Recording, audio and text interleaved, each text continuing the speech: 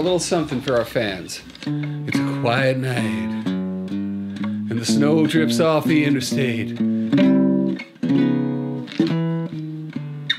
Give me a cup of coffee, Joe. A little Sanka. You know, really, that would get on your nerves, your last nerve, if you were a normal person. And that too. Oh boy. My dog's never going to forgive me. Hey everybody, Jackson Galaxy, your cat daddy here. And why did I just give you that terrible, terrible introduction? It's all about sound today. It's all about sound. Today's question comes from Team Cat Mojo member Julie in Scranton, PA, and her cat, Bucket. Gotta love that name, Bucket. All right, Julie, show us what you got. Hi Jackson, my name is Julie and this is my cat Bucket. She does this really weird thing that I've never seen any other cat do. And when I asked the vet about it, she said that it was totally fine and I don't need to worry about it. And I don't want to make her do it again. So I'm gonna attach a video of her doing it from when she was a kitten, but she still does it now. And I think that she might be in pain or bothered by it, so I really don't want to make her do it again. Let me know if you know what this is, if this is normal, and what I should do about it.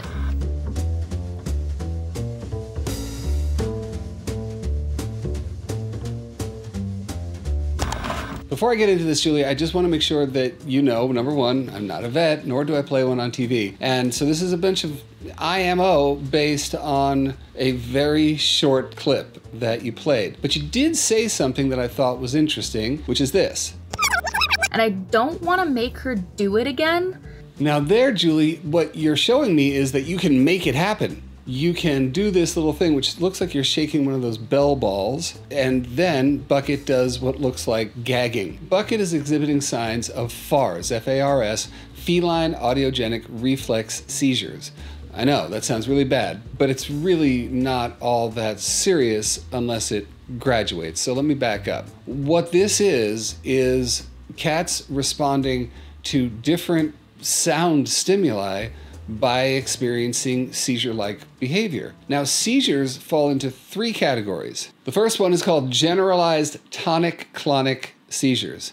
And what that one is basically what we would all think of as a seizure, that they completely go into a different place, the foaming of the mouth a lot of times, convulsing. That's the seizure that we generally associate with things like epilepsy. The second one is called a myoclonic seizure. Now, myoclonic comes with sort of jerking behavior, and that's kind of what we're seeing from Bucket. It's just this reaction. It's a very quick thing that actually fits into the category of a seizure, but it's just so fast and they recover pretty quickly. The third one is called an absence seizure. An absence seizure is just they're absent, right? And there are very few cats in the FARS spectrum who experience this. Most will experience myoclonic seizures. And again, like I said, that's what Bucket is dealing with. I will give you a link down below to the original study just in case you're one of those people from the Journal of Feline Medicine and Surgery that did this study that came to the conclusion that FARS is a real thing. Now, this is really interesting. And Julie, this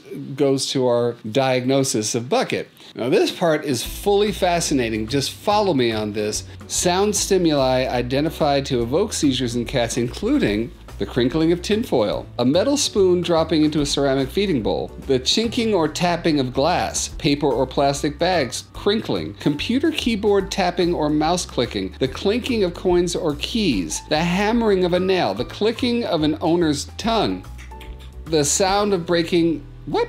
The sound of breaking the tinfoil from treatment or tablet package, texting, a digital alarm, the sound of Velcro, the clicking of a piezo lighter for a gas stove, or the sound made by igniting the gas hob, a mobile phone ring, running water, the sound created by a dog scratching its neck and jangling its collar. Are you listening, Pasha? A computer printer, firewood splitting, wooden building blocks being knocked together, walking on a wooden floor with bare feet or squeaky shoes, and the short, sharp scream of a young child. Here's where it gets really interesting, if that wasn't interesting enough. And let's face it, the jangling of a little bell inside of a toy like that really does fit into that general category that these guys outlined. And the other interesting thing was the louder it got and the more it went, the worse those little micro seizures were. And again, think about Bucket. This is what we're seeing. We know that cats hear a whole lot better than us and a whole lot better than a lot of species. And why is that? Because again, they're supreme hunters. Mice and rats communicate in the ultrasonic range, about 40 kilohertz, way up there. And cats, of course, can hear there. They're attuned to that 40 kilohertz range because they are out to get the mice and the rats, right? Historically, that's what they do. So then you take that incredible sensitivity, now you're dealing with these crinkling sounds, these bell sounds, hammering nails, point being that cats are highly attuned to that, and then just some of them are just overly attuned. In my way of thinking, think about a cat who loves to be pet, but then has had enough and has petting-induced overstimulation. Everybody knows what that looks like, right? One pet, two pet, yarr, right? Because they're just getting all worked up. Same thing might apply here to FARs. So Julie, here's the good news for now. Number one, even though Bucket seems to, well, and can I just say this one more time, you guys? Just for emphasis, I am not a veterinarian. No stethoscope around my neck, no degree on the wall. Guitars. I'm not a veterinarian. So the good news, Julie, from my perspective here, and from what I've seen with cats with FARS, is that it is very mild. That gagging reflex is very common from what I've seen. And right now, you know, you can control it. That sound of a bell is that thing for her. You know, as we've seen, there's a lot of things. I mean, be thankful it's not being triggered when you text, you know? But for now, you can control it. As she gets older, it may progress. You may see stronger reactions, longer reactions. There are a couple of drugs that have been used with some success. And who knows, by now there could be something else on the horizon.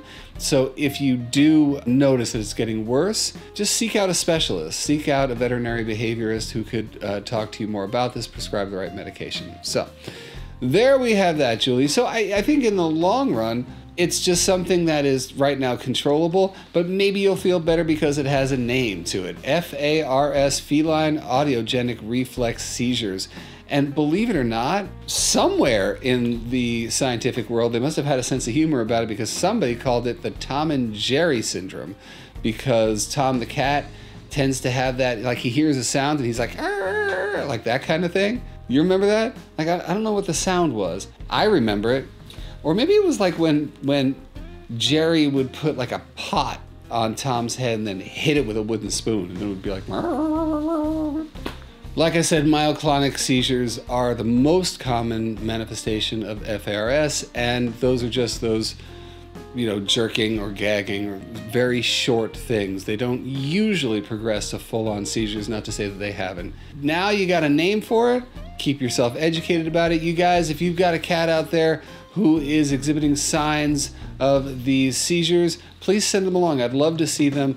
The more we know is the more we know, and we can follow up with what's going on with cats out there who are exhibiting this behavior that up until very recently, for a lot of you guys right this second, didn't have a name, and you were saying, wait a minute, my cat is doing this weird thing. Well, there you have it. Let's say it together. Feline audiogenic reflex seizures. Now we all sound smart. Today's rock star of the week. Bam! Sissy and Allie. I don't know where they're from, but Sissy and Allie. Now, here's the thing. I wouldn't normally say that eating hair is a rock star worthy thing, but there is a nefarious plan afoot. That plan? To be a hair extension. That's right, Allie. I am not just eating hair, I am becoming hair. Take a look. See if that plan works for you right now. That is a cat hair extension at work, and I think it's fabulous. I mean, you know, God knows I would love my own cat toupee. I sense a capitalistic opportunity. Anyhow, I must be getting goofy. That's it for this week, you guys. Now, a couple of things. First of all, if you have a question, I need them. Bring them on. All you got to do is go to this address, jacksongalaxy.com/submit, do exactly what Julie did this week with Bucket, and look at the answer that she got. And we've got a whole series of people who have gotten their answers, or at the very least, gotten made fun of by me. But hey, that's the chance you take, right? Ask the question and shoot a video of what's going on with your cat, and let's see if I can help you out. If you want to be a rock star of the week, well, that's pretty obvious. All you gotta do is send to the same address saying, Jackson, I have a rock star, and then shoot a video. And that's all. I'd love to hear a little bit about your cat, of course, but it's much more important to see them eating your hair. Don't forget to like, don't forget to subscribe, don't forget all those good things, and hey, don't forget that down below, we have some great merch down there. Just saying, man, I think it looks amazing, so get some. Until next time, you guys, all light and all love and all mojo. Don't forget, this week, make it a priority. Show somebody some love. It goes such a long way right now, except just make sure that you wear a mask when you do, okay? All right, light, love, and mojo to you. Mwah. Ding-a-ling-a-ling-a-ling.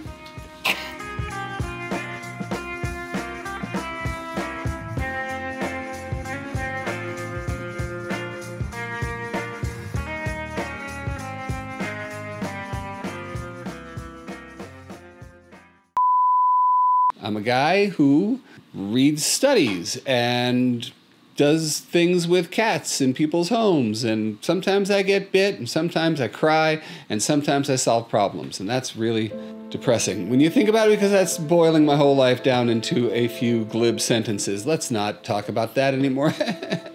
Oh God, such a lonely life.